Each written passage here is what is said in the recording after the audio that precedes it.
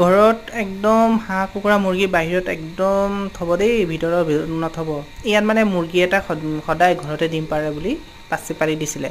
পাচিটো পৰাৰ পিছত কি হ'ল, ডিম পাৰে বুলি তাৰপিছত থৈ দিছে, 4-5টা ডিম পাৰি আছিলে। তাৰপিছত পানী বৰষুণ পৰিলে, তো গৰমো দিছে বহুত। তাৰপিছত ঘৰৰ ভিতৰতে মানে ডিম পাৰে বুলি থৈ দিছে। তাৰপিছত দৰ্জাখন খোলাও নহয়, বন্ধ আছিলে, খিৰিকীৰ ভিতৰত দি সোমাইছে। দেখিছেনে কিং কোব্ৰা একদম ইমান খং বুজিছেনে, ওচৰত কোনো যাব নোৱাৰে। তাক ওলাবলৈ চেষ্টা বহুত কৰিছিলে, নোৱাৰিলে বুজিছেনে। পিছত একদম মুৰ্গীটোতো দৌৰিটো ওলাই গুচি গ'ল, আৰু ডিম যিমানকেইটা আছে চবকেইটা খালে। পেটডাল দেখিলে ক'ব এই ডাঙৰ মস্ত। মানুহবিলাক যে একদম সাৱধান হওক দেই, হাঁহ কুকুৰা মুৰ্গী যে একদম ঘৰৰ ভিতৰত থ'বলৈ একদম নথ'ব। আৰু ল'ৰা ছোৱালী থকা ঘৰততো একেবাৰে প্ৰব্লেম আছে এইবিলাক লৈ।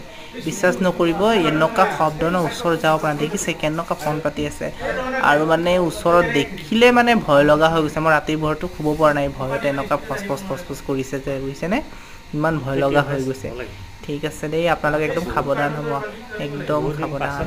ঠিক আছে, সকলোকে শুভৰাত্ৰি দিলোঁ দেই, গুড নাইট।